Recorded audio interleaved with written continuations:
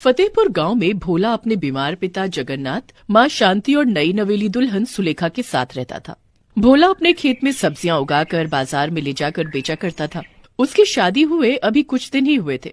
नई नवेली दुल्हन को देखने के लिए रिश्तेदारों का उसके यहाँ आना जाना लगा हुआ था। एक दिन उसकी माँ शांति भोला से कहती है, भोला, जब से तुम्हार शादी हुई है तब से रोज रिश्तेदारों का आना जाना लगा रह रहा है। उनकी मेहमान नवाजी करने के लिए भी काफी पैसे खर्च हो रहे हैं। तुम्हारी शादी या तुम्हारे पिताजी के इलाज के लिए पहले ही हमने काफी कर्जा ले लिया है। अब लगता है रिश्तेदारों की खातिर पानी के लिए भी कर्जा लेना पड़ेगा। हाँ, बात तो तुम्हारी सही है माँ। सब्जियां बेचकर जो भी कमाई होती है वो तो सारी घर खर्च में ही निकल जाती है। ऐसे में कर्जा भर पाना तो मुश्किल हो रहा है। वैसे आपकी बहू गाजर का हलवा बहुत ही स्वादिष्ट बनाती है। एक बार उसके हाथ का गाजर का हलवा खाओगी तो अपनी उंगलियां चाटती रह जाओगी। हाँ, मैं तुझसे खर्चे की बात कर रही हूँ और तू गाजर का हलवा खाने की बात कर रहा है। तू कहना क्या चाहता है? मेरे तो कुछ पल्ले नहीं पड़ रहा। यही माँ की अपने खेत में गाजर काफी मात्रा में लगी हुई है। अगर सुलेखा मेहमानों को अपने हाथ का गाजर का हलवा खिलाएगी तो मेहमान सारी मिठाइयों का स्वाद भूल जाएंगे। हाँ, पर क्या ये सही रहेगा? मेरा मतलब है नई नवेली दुल्हन से घर का काम लेना। कमरे के बाहर खड़ी सुलेखा उन दोनों की बातें सुन लेती है और अंदर आकर कहती है, माँ जी, आप बिल्कुल भी चिंता मत कीजिए। मैं मेहमानों के लिए गाजर का हलवा बना दूंगी। सुनिए जी, मैं आपको हलवे के लिए कुछ सामान बता देती हूँ। आप बाजार जाकर ले आइए। तब तक मैं खेत में से गाजर तोड़कर ले आती हूँ। इसके बाद सुलेखा गाजर का हलवा बनाने में जुट जाती है। अरे वाह, हलवे की खुशबू तो बहुत ही अच्छी आ रही है भैया। हाँ, लेकिन आप चुप रहो। आपकी दवाइयाँ चल रही हैं और डॉक्टर ने आपको ये सब खाने से मना किया है। उसके गाजर के हलवे की खुशबू सूंघकर पड़ोस की निर्मला आंटी आ पहुँचती है। शांति, अरे ओ शांति, कहाँ है तू? अरे आजा निर्मला, अंदर आजा। शांति, मैंने सोचा तेरी नई नवेली बहू को देखाती हूँ। वैसे कहाँ है तेरी बहू? और ये हलवे की खुशबू तो बड़ी ही अच्छी आ रही है तेरे घर से। हलवा बना है क्या? हाँ सुलेखा बहू अंदर रसोई में है और वही गाजर का हलवा बना रही है। वो दोनों बातें कर ही रही होती है कि तभी सुलेखा प्लेट में हलवे की 2 कटोरियां लिए आती है और शांति और निर्मला को हलवे की कटोरी देती है। भाई वाह, ऐसा शानदार हलवा तो मैंने आज तक नहीं खाया। सच में ऐसा लग रहा है कि कहीं बड़े होटल में बैठकर खा रही हूँ। जितनी सुंदर बहू है उतना ही अच्छा हलवा भी बनाया है इसने। ये लो तुम्हारा शगुन, पूरे 251 रुपए हैं। सच में बहू, हलवा बहुत ही स्वादिष्ट बना है। भोला बिल्कुल सही कह रहा था। तुम्हारे हाथों में तो जादू है, जादू। इस तरह घर में जो भी मेहमान आता वो सुलेखा के हाथ का हलवा खाकर उसको खुश होकर इनाम दे जाता। ऐसे ही करके सुलेखा के पास काफी पैसे इकट्ठा हो जाते हैं और वो सास को पैसे देते हुए कहती है, माँ जी ये लीजिए 7,000 रुपए। हलवे के बदले में जो सगुन मिला है उसे आप रख लीजिए। बाबूजी की दवाई या कर्ज कम होने में काम आएंगे।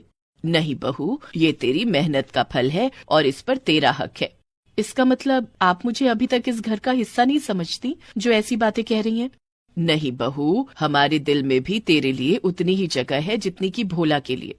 तो फिर माँ जी, मेरी हर चीज पर भी आपका उतना ही हक है जितना कि मेरा। अब तो ये पैसे रख लीजिए ना माँ जी। उसके ये कहने पर शांति वो पैसे रख लेती है। ऐसे ही समय बीतता जाता है। एक रोज भोला सब्जियां बेचकर वापस घर की तरफ लौट रहा होता है कि तभी एक तेज रफ्तार बस उसे टक्कर मारकर चली जाती है और उसे चोट लग जाती है। तभी वहाँ एक बड़ी सी कार रुकती है। उसमें शहर का बहुत बड़ा बिजनेसमैन राजवंश भंडारी बैठा होता है। गरीबों की मदद करने से वो कभी पीछे नहीं हटता। वो अपने ड्राइवर के साथ भोला को उठाता है और अपनी कार में बिठाकर हॉस्पिटल ले जाता है। भोला का चेकअप करने के बाद डॉक्टर राजवंश भंडारी से कहता है, इसके दाहिने हाथ की हड्डी फ्रैक्चर हो गई है और मैंने प्लास्टर कर दिया है, लेकिन इसे पूरी तरह ठीक होने में समय लगेगा। हे भगवान, ये क्या हो गया? मैं खेती का काम कैसे करूंगा? सब्जियां कैसे बेचूंगा? मेरा घर कैसे चलेगा? तुम घबराओ नहीं। जब तक तुम पूरी तरह से ठीक नहीं हो जाते, तुम्हारी और तुम्हारे परिवार की जिम्मेदारी मेरी। नहीं साहब, आपने मेरे लिए इतना किया, वही मेरे लिए काफी है। अगर आप मुझे समय पर अस्पताल ना लाते तो न जाने मेरा क्या होता। इसके बाद वो उसे अपनी कार से उसके घर छोड़ने जाता है। भोला की ऐसी हालत देखकर शांति, सुलेखा और जगन्नाथ रोने लगते हैं। हे भगवान, एक ही तो कमाने वाला था हमारे घर में, उसके साथ भी ये हादसा हो गया। पता नहीं अब हमारा घर खर्च कैसे चलेगा। उसके घर की ऐसी हालत देखकर राजवंश को उन पर बहुत दया आती है और वो 10,000 रुपए शांति को देते हुए कहता है, माँ जी, ये कुछ पैसे हैं, इन्हें रख लीजिए, आपके काम आएंगे। नहीं नहीं साहब, हम ये पैसे नहीं रख सकते। रख लीजिए माँ जी, आपके काम आएंगे। राजवंश शांति को वो पैसे देकर वहाँ से चला जाता है। गांव का मुखिया उनके घर आता है और कहता है, क्या बात है, शहर का सबसे बड़ा बिजनेसमैन, आज तुम गरीबों के घर क्या कर रहा था भाई? लगता है अब तो मेरा कर्ज जल्दी ही वापस मिलेगा, और वो भी सूद समेत है। वो भला आदमी भोला को अस्पताल लेकर गया था और अब उसे घर छोड़ने आया था। आप तो मेरी हालत देख ही रहे हैं ना मुखिया जी, ऐसे में आपका कर्जा वो भी सूद समेत हम कैसे चुका पाएंगे? मैं कुछ नहीं जानता भाई, मैं कुछ नहीं जानता। हाँ, मुझे अपने पैसे जल्द से जल्द चाहिए, नहीं तो अगर घी सीधी उंगली से ना निकले तो मुझे उंगली टेढ़ी करनी भी आती है, बता रहे हैं। हाँ, आप ठीक 1 महीने बाद आकर अपने पैसे ले जाइएगा, आपको आपके पैसे मिल जाएंगे और वो भी सूद समेत। सुलेखा के इतना कहते ही मुखिया वहाँ से चला जाता है। ये तुमने क्या कह दिया बहू, इतने कम समय में इतने सारे पैसों का इंतजाम कैसे होगा? आप चिंता मत कीजिए माँ जी, मैं सब ठीक कर दूं। अपने खेत में लगी गाजर से हलवा बनाकर मैं गांव-गांव जाकर बेचूंगी और मुझे उम्मीद है कि मुझे उससे अच्छी खासी आमदनी हो जाएगी। फिलहाल मुझे हलवे के लिए राजवंश भाई साहब जो पैसे देकर गए हैं उसमें से कुछ पैसे दे दीजिए, जिससे कि मैं हलवे का सामान ला पाऊँ। लेकिन बहू, तू हलवा बेचेगी कैसे? हमारे पास न तो कोई ठेला, न दुकान और न ही हलवे के लिए बड़े बर्तन। बहू, तुम इतनी ठंड में अकेले बाहर जाकर हलवा कैसे बेचोगी? आप सब मेरी चिंता मत कीजिए, इस वक्त मुझे बस आप लोगों के साथ की जरूरत है, बाकी मैं सब संभाल लूंगी। पर इतनी ठंड और कोहरे से तुम कैसे? नहीं नहीं, मेरा मन नहीं मानता।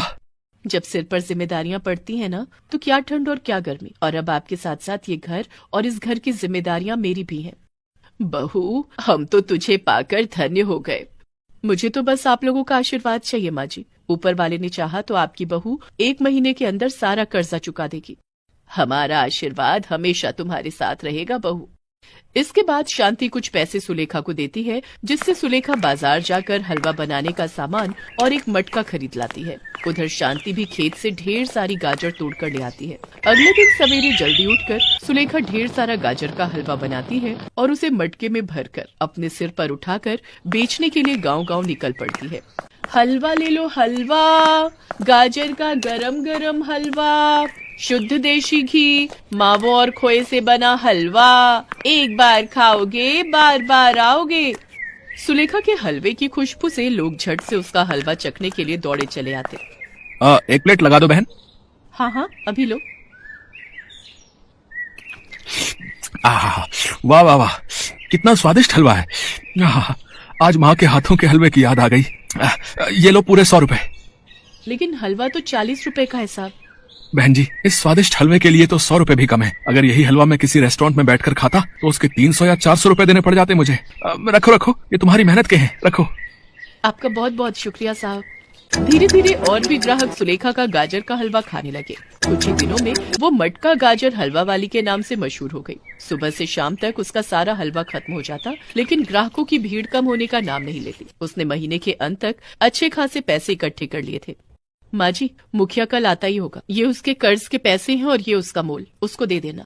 जीती रहो बहू, भगवान तुम्हारे काम में खूब बरकत दे और तुझे सदा खुश रखे। 1 महीना पूरा हो गया था। अब भोला भी पूरी तरह ठीक हो गया था। सुलेखा, अब मैं पूरी तरह ठीक हो गया हूँ। अब तुम्हें गांव-गांव जाकर हलवा बेचने की जरूरत नहीं पड़ेगी। लेकिन अगर हम दोनों मिलकर घर चलाएंगे तो घर में कभी पैसों की कमी नहीं होगी। ठीक है, जैसा तुम्हें ठीक लगे। इसके बाद दोनों मिलकर एक एक ठेला खरीद लेते हैं। जहाँ एक तरफ ठेले पर भोला अपने खेत की सब्जियां बेचता, वहीं उसके बगल में सुलेखा मटके वाला गाजर का हलवा नाम से अपना ठेला लगाकर हलवा बेचती। अब उनके पैसों की कमी दूर हो चुकी थी और वो दोनों खुशी खुशी मिलकर साथ साथ अपना काम करते।